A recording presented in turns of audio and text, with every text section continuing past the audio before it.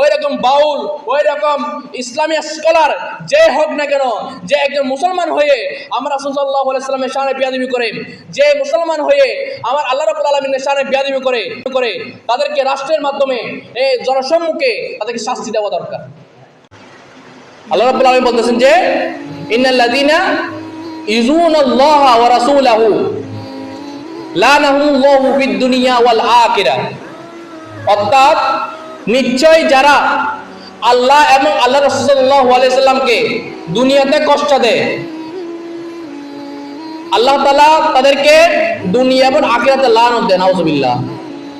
যারা আল্লাহ এবং আল্লাহ রাসূল সাল্লাল্লাহু আলাইহি সাল্লামকে কষ্ট দিবে তাদেরকে আল্লাহ রাব্বুল আলামিন দুনিয়া এবং আখিরাতে লানত দেন। সাম্প্রতিক একটি ঘটনা, একজন বাউল শিল্পী বলেন, যেটি সাম্প্রতিক একটি ঘটনা, তিনি আমার আল্লাহর শানে বেয়াদবি করেছেন। নাউযুবিল্লাহ। তিনি এমন কিছু কথা বলেছেন যেগুলো আমার আল্লাহর শানে খুবই মারাত্মক। তো এই যে বাউল শিল্পী হয়ে তিনি একজন মুসলমান হয়ে তার মুখ থেকে যে আল্লাহ রাব্বুল আলামিনের শানে যে কটূক্তি করেছেন, যে খারাপ শব্দ চয়ন করেছেন, তো তাহলে তার বিচার আমরা চাইতে পারি। আমরা চাইতে পারি যেন তার বিচার রাষ্ট্রের মাধ্যমে যেন জনসম্মুখে তার শাস্তি দেওয়া হয়।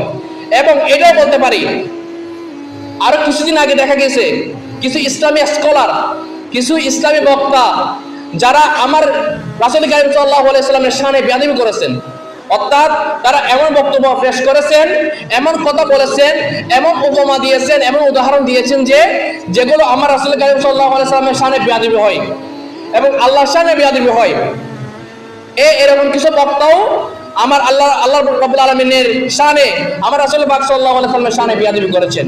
এবং কিছু আরো মুসলিম ব্যক্তিরাও যারা না জেনে না বুঝে নিজের হুশ জ্ঞান পেলে আমার রাসূল কারীম সাল্লাল্লাহু আলাইহি ওয়াসাল্লামের শানে বেয়াদবি করে, ওই রকম ব্যক্তি, ওই রকম বাউল, ওই রকম ইসলামী স্কলার যে হোক না কেন, যে একজন মুসলমান হয়ে আমার রাসূল সাল্লাল্লাহু আলাইহি ওয়াসাল্লামের শানে বেয়াদবি করে, যে মুসলমান হয়ে আমার আল্লাহ রাব্বুল আলামিনের শানে বেয়াদবি করে, তাদেরকে রাষ্ট্রের মাধ্যমে এই জনসম্মুখে তাদেরকে শাস্তি দেওয়া দরকার।